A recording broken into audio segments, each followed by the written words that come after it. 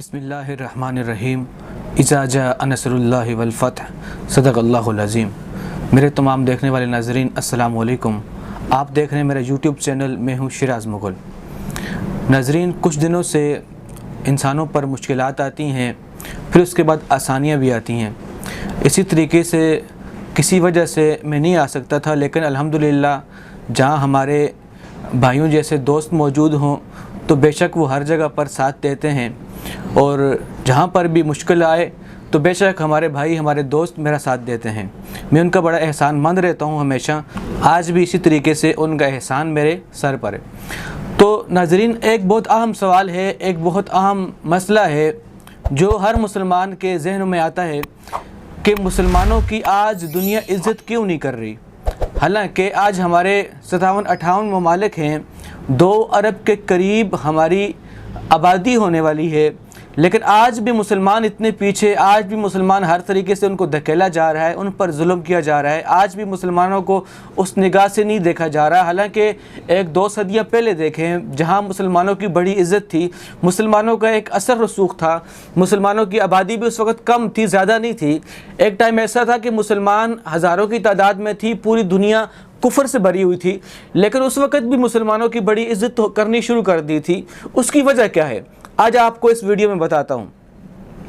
जब हज़रत उमर फ़ारूक रज़ियल्लाहु ताला अन्हु के दौर में यरूशलेम फ़तह हुआ,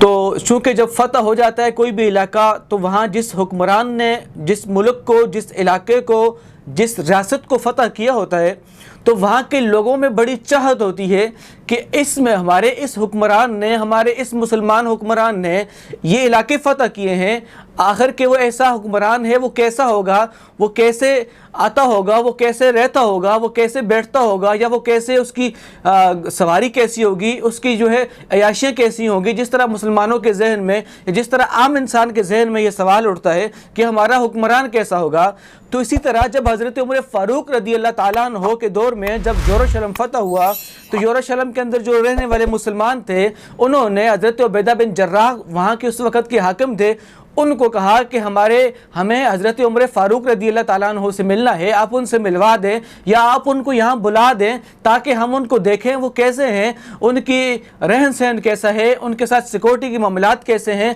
एक अजीब सी कैफियत होती है, चूँकि इतना बड़ा इलाका फ़तह कर दिया गया था। अब उनकी सोच थी कि बहुत बड़ा हुक्मरान होगा, उसके साथ बहुत ज़्यादा फ़ौज होगी, मुजाहिद होंगे, उसके अलावा वो अयाशियों से रहते होंगे, इस तरह का लोगों का गुमान था। तो हज़रत उबैदा बिन जर्राह रज़ियल्लाहु ताला अन्हु ने हज़रत उमर फ़ारूक रज़ियल्लाहु ताला अन्हु की तरफ ख़त लिखा कि आप यरूशलेम आए, यहाँ के लोग आपसे मिलना चाहते हैं, यहाँ आपसे वो बात करना चाहते हैं। तो हज़रत उमर फ़ारूक रज़ियल्लाहु ताला अन्हु ने तहैया कर लिया कि वो यरूशलेम की तरफ जाएंगे।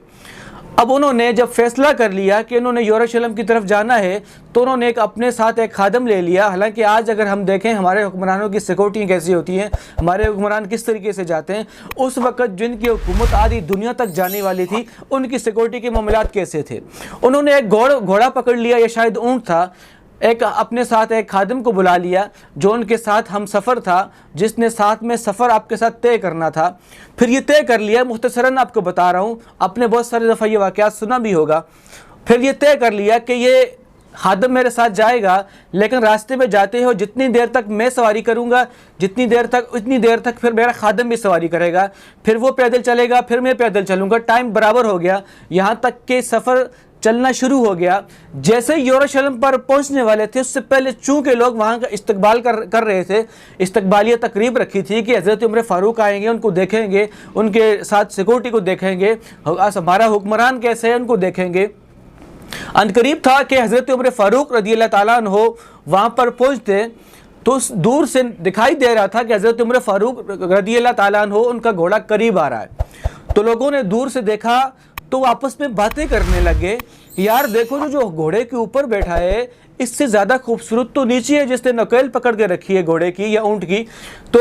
आपस में ये बातें कर रहे थे। जैसे ही वो सवारी और सवार करीब जैसे ही वो हज़रत उमर फ़ारूक और उनका खादम जो घोड़े पे बैठा था करीब पहुंचा, तो देखा हज़रत उबैदा बिन जर्राह ने अपने बंदों को कहा कि ये जो ऊपर घोड़े के ऊपर जो बैठा है ये खादम है, और जिसने नकेल पकड़ी है ये हज़रत उमर फ़ारूक है, ये हमारे हुक्मरान है।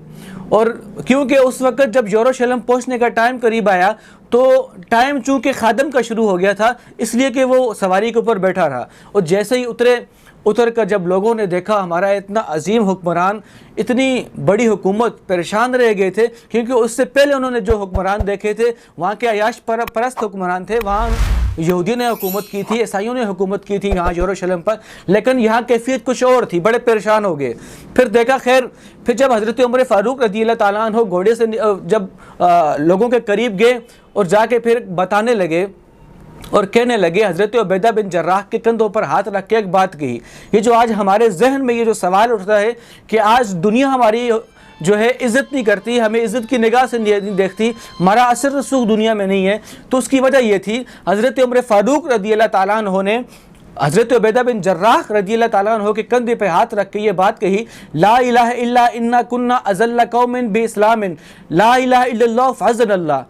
कि मैं आपको मफ़हूम समझा रहा हूँ। आप रज़ी अल्लाह ताला अन्हु ने फरमाया, हम तो एक ज़लील कौम थे, हमें तो कोई पूछता ही नहीं था दुनिया के अंदर, लेकिन ये जो सारी हमने हुकूमतें बनाई, ये जो सारी हमें इज़्ज़तें मिली, सिर्फ़ और सिर्फ इस्लाम की वजह से मिली, सिर्फ़ और सिर्फ इस्लाम के साथ चलने की वजह से मिली, सिर्फ़ और सिर्फ इस्लाम का साथ देने की वजह से हमें ये इज़्ज़त मिली। आज हमें जो मकाम मिला है सिर्फ़ और सिर्फ इस्लाम की वजह से मिला है, इस्लाम का साथ देने की वजह से मिला है, इस्लाम के साथ रहने की वजह से मिला है। तो दुनिया को उस वक़्त हज़रत उमर फ़ारूक रज़ी अल्लाह ताला अन्हु ने मुसलमानों को, आने वाले मुसलमानों को ये पैगाम भी दे दिया, अगर तुम इज़्ज़त चाहते हो, अगर तुम भलाई चाहते हो, अगर दुनिया के अंदर तुम अमन करना चाहते हो, अगर दुनिया के अंदर तुम सही तरीके से रहना चाहते हो, तो इस्लाम की इज़्ज़त करो, इस्लाम के साथ चलो। ये मुसलमानों को आगाह कर दिया गया था। अगर हम लोग इस्लाम पसंद हो जाएं, इस्लाम के साथ चलें, बिलखुसूस जो इस्लामी निज़ाम है उसका साथ दें, तो मैं ये समझता हूँ बेशक